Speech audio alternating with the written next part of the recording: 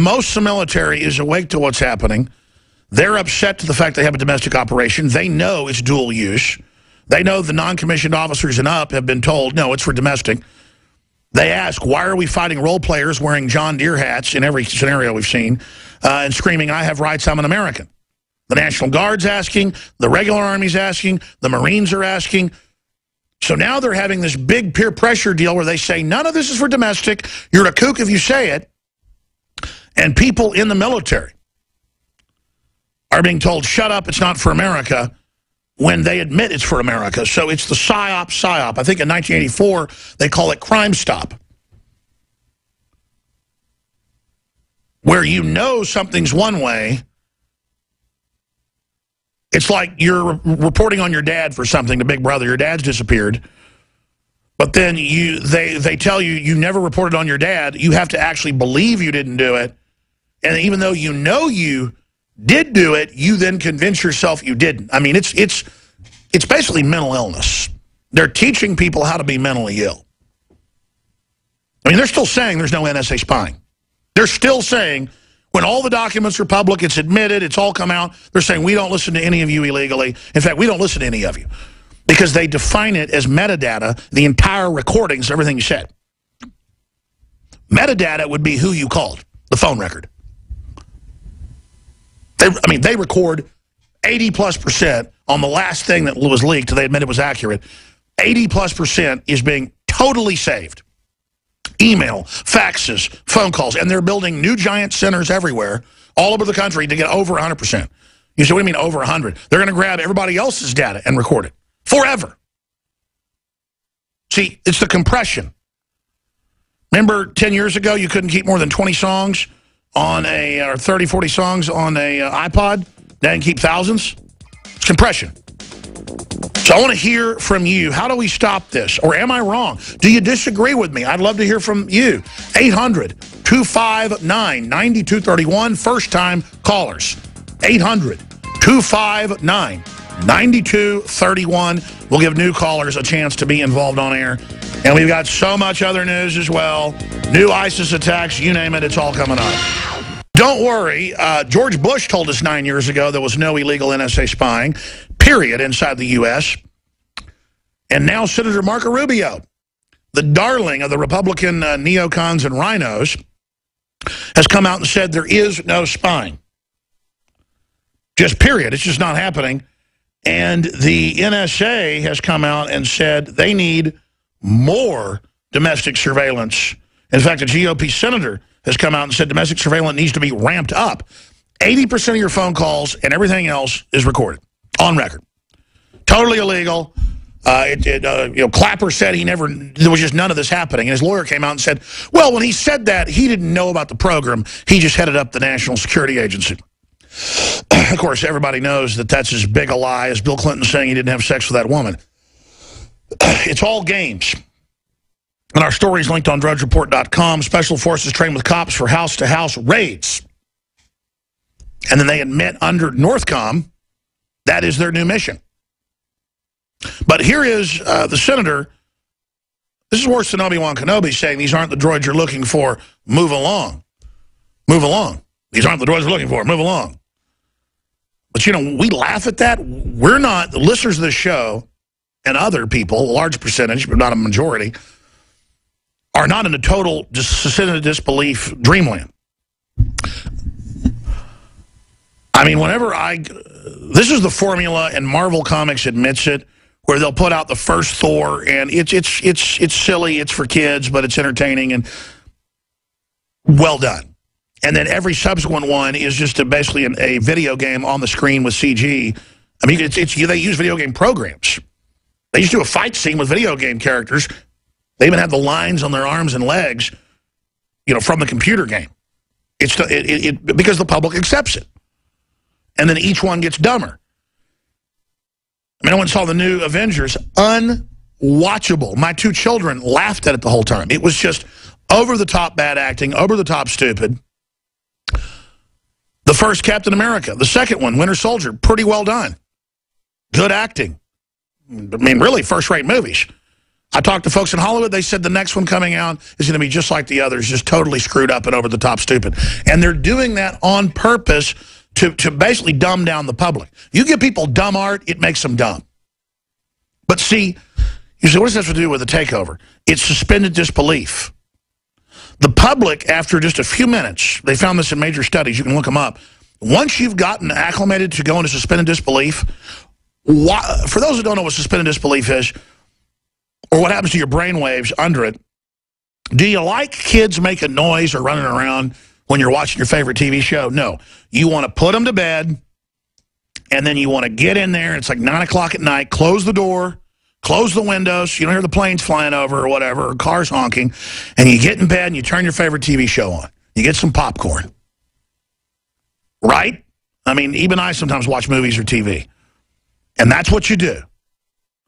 That's because you want to get into suspended disbelief. But I got to watch something like The Godfather that's like so good it's like reality. Or I've got to watch Full Metal Jacket. I've got to see something by a master director and master actors that can bring me into it. Suspended disbelief is a willingness to suspend one's critical faculties and believe the unbelievable sacrifice of realism and logic for the sake of enjoyment. And Joseph Goebbels, I've read his writings, the Nazi propaganda minister, he said to the Nazi high command in the propaganda division, the Gruppenführer, or Gruppenführer. You can read these writings. Just search Joseph Goebbels' writings on propaganda like Scrib, and you can read hundreds of pages of it. And you go, oh my gosh, that's what they're doing now. And his contemporary in the U.S. was the nephew of Sigmund Freud, who wrote the book Propaganda, Edward Bernays. And they had a plan when they took the U.S. over. They wanted to kill Bernays because they also wanted to kill H.G. Wells because they were contemporary propagandists with a global government plan, and Goebbels hated them. But that's a side issue. They were competing propagandists, all three of them. And he says, don't make the propaganda fancy or complex, because that makes the mind think complex, and it hits synapses that will then identify it as bull. Don't make it a puzzle. Make it real stupid, real dumbed down, and real loud. And then people will buy into it. That's the bigger the lie, the more they'll believe it. Because it's just so over the top. It's the whopper. It's like, if you're going to steal big. Steal $1 billion, they make you a senator. Steal $100, they put you in the pen. So they're all over the news still saying there is no NSA spying on you. It's all metadata. No, metadata is phone records. Billy called Jenny. Jenny called Carol. Carol called Wilbur. I mean, it's been declassified that for 20 years, at least, the DEA runs the domestic NSA system and is flagging people that look like they're buying more stuff than they're actually making money to the IRS illegally, without warrants. Flagging people they think are dealing drugs from the phone call records. Then they go make up a fake case to go before a judge. The judge knows it's all fake. It's called parallel construction. I mean, they go and perjure themselves in every major case. They've had heads-up computer displays for at least 6 years at the threat fusion centers where you are in live time, they hit one button and there you are. They hit another button, the phone turns on, even if it's off, doesn't look like it's on, and sends them the audio back or the video. Do you understand? I knew about this 20 years ago and people didn't believe me. Now it's old hat. And the DEA doesn't care if you're in a car or a train and you're a well-known local arborist. This case happened in Houston a few years ago. The guy won his lawsuit. Most people just roll over. He was flying down from, what was it, North Carolina to Houston. You can pull up the case, and every year for over a decade, he would bring cash because he got a discount. They weren't hiding it. It was after tax money. The other person was paying the stupid taxes. No one even alleged any of that to buy the trees he was getting out of Texas that would then be shipped. But he came and picked the trees he wanted, hand-selected, then they were loaded on 18-wheelers. Well, they just took his, I think it was like $85,000, and he said, no, I'm going to buy trees. And they said, sorry, we're taking it. You see, this is where we live. Oh, but we're not going into martial law. But don't worry. The senator says there is no spying. Get used to it. Just shut up. There is no Jade Helm. There are no open borders. Even though the Border Patrol comes out and says, we complete the smuggling process, we load them on planes and cars and give them money and send the Democratic Party facilities to be given voting cards, ID cards, within 1 month. Total criminal felonies, organized crime, racketeering, takeover. Oh, but there's no threat. The Army just admits their main enemies, the gun owners. But see, they don't want to debate about this because we forced a debate on TPP. The Senate just voted it down. Senate votes against fast-tracking TPP. Huge victory. Doesn't mean we won the war. We just won this battle. We got the moral high ground. What the globalists are doing is so over the top, it's ridiculous. But then the senator, presidential candidate, comes out and says, the sky's not blue. Here it is. The perception has been created, including by political figures that serve in this chamber, that the United States government is listening to your phone calls or going through your bills as a matter of course. That is absolutely categorically false. The next time that any politician, senator, congressman, talking head, whatever it may be, stands up and says that the U.S. government is listening to your phone calls or going through your phone records, they're lying. It just is not true. Except for some very isolated instances, in the hundreds, of individuals for whom there is reasonable suspicion that they could have links to terrorism. And then he provides no proof. That man is an enemy of this country. He is a bald-faced liar. He makes me want to throw up. We're going to go to break, come back and go to your phone calls, and then I'm going to get to a bunch of other video clips of military training to invade your house with the police. I cannot believe the lies. I mean, incredible. I was told by a law enforcement person 15, 16 years ago about how they have these heads-up displays, how they could track everything in live time. And it's like a cult of lying. They get them in there, and then they go, okay, you're in the cult now. Don't tell the public.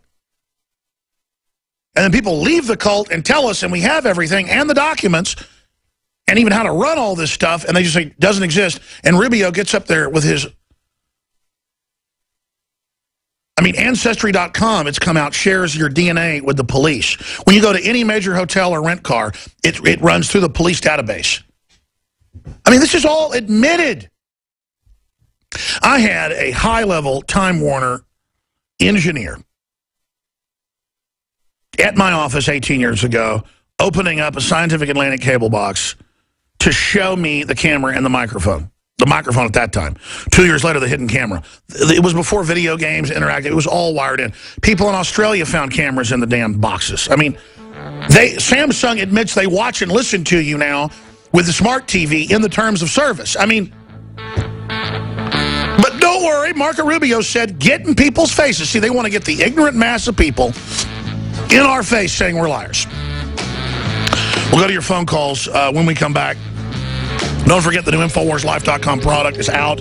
It's Prostagard. It's amazing. Find details at InfoWarsLife.com. He just comes around the counter, shoves his hand into mine, and I looked at him and I said, I said, deadlines and commitments, what to leave in, what to leave out. And then I talked about so many miles a minute in the air, and I got the quote right under pressure. Don't remember it now. And he looked at me and he says, give me your phone number. I gave him my phone number, and like 6 months later, gave him my producer's phone number.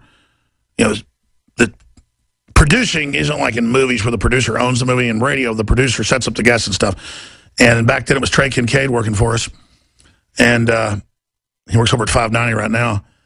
And he comes here in the break. He goes, Willie Nelson's on the phone and wants to talk to you. And sure enough, it was Willie Nelson. But it's just an interesting story. I'm not bragging about that, but it's fortune favors the bold. And I've had so many blessings fighting tyranny, getting involved, being out there. It's just been amazing, and I wouldn't do it any other way. And, you know, I want to go fly remote control airplanes with my son.